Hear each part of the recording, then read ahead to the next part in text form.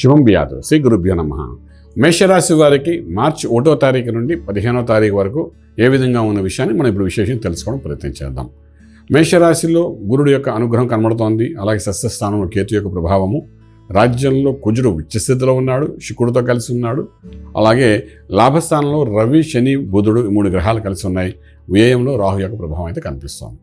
గురు యొక్క అనుగ్రహం ఉంది కాబట్టి డెఫినెట్గా మీరు ఆర్థిక వ్యవహారానికి వచ్చినప్పుడు ఉద్యోగస్తులు ఎవరైతే ఉన్నారో ఐటీ రంగం అనుకోండి, సాఫ్ట్వేర్ అనుకోండి, అదే బ్యాంకింగ్ సెక్టర్ అనుకోండి, ఎవరైనా ఒక చిన్న ప్రయత్నంగా ఒక అడుగు ముందు వేయడానికి ప్రమోషన్స్ కోసం కానీ, ఇంక్రిమెంట్స్ కోసం కానీ, ఉద్యోగం మార్చుకోవడం కోసం కానీ, కొత్త ఉద్యోగ ప్రయత్నాలు కానీ ఏదైనా చేసినా డెఫినెట్గా ఒక పాజిటివ్గా ఒక 20-30% పాజిటివ్గా ఇంక్రీజ్ అయ్యే అవకాశం అయితే బాగానే కనిపిస్తుంది.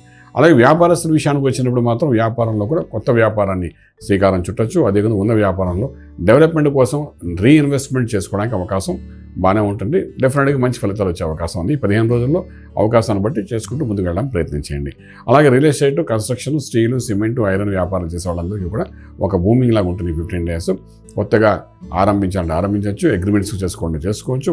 అలాగే ఇద్దరు అగ్రిమెంట్లో మెమోరండం ఆఫ్ అండర్స్టాండింగ్ రాసుకోవచ్చు.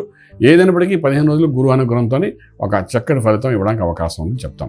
శుభవార్తలు వింటారు, శుభమైన కార్యాలు చేస్తారు. వివాహ వ్యవస్థకు అనుకూలంగా కనబడుతుంది.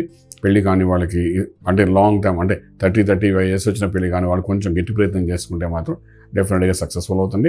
అలాగే శంకుస్థాపన, భూమి పూజ, అలాగే మనం చూస్తే ఉపనయన సంస్కారాలకు సంబంధించిన కార్యక్రమాలు ఇటువంటి అన్నిటి కూడా శ్రీకారం చుట్టండి. డెఫినెట్గా సక్సెస్ అనేది కనబడుతుంది.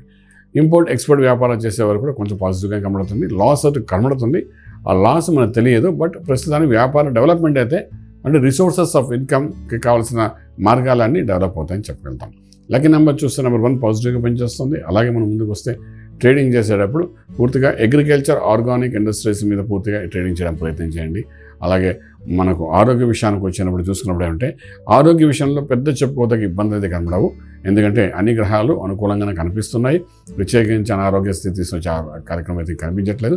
కానీ సుబ్రహ్మణ్యేశ్వర స్వామి యొక్క ఆరాధన చేసుకోవడం ప్రయత్నించండి. ఎందుకంటే ఇక్కడ సుబ్రహ్మణ్యేశ్వర స్వామి ఎందుకంటే కుజుడు ప్లస్ శుక్రుడు ఇద్దరు కలిసి ఉన్నారు. సో అక్కడ ఏంటంటే కుజుడు యొక్క బలాన్ని మనం పెంచుకోగలిగితే, మన రాశి బలం పెంచుకోవడం ప్రయత్నం చేయగలిగితే ఈ రియల్ ఎస్టేట్ అనుకోండి, రాజకీయ రంగంలో వాళ్ళనుకోండి, ఫిలిం ఇండస్ట్రీలో వాళ్ళనుకోండి, ఇన్వెస్ట్మెంట్ ప్లాన్స్ చేసే వాళ్ళకి కొంత పాజిటివ్గా పనిచేసే అవకాశం ఉంటుంది. కాబట్టి ఆ సుబ్రహ్మణ్యేశ్వర స్వామి ఆరాధన చేసుకుంటూ ముందుకు వెళ్ళడం ప్రయత్నించండి. డెఫినెట్గా రాజమార్గంలో రాజ్యం పొందగలుగుతారు. శుభం వ్యాధి. ఈ వీడియో మీకు నచ్చినట్లయితే మీ మిత్రులకు షేర్ చేయండి. అలాగే మా ఛానల్ను సబ్స్క్రైబ్ చేయడం మర్చిపోవద్దు.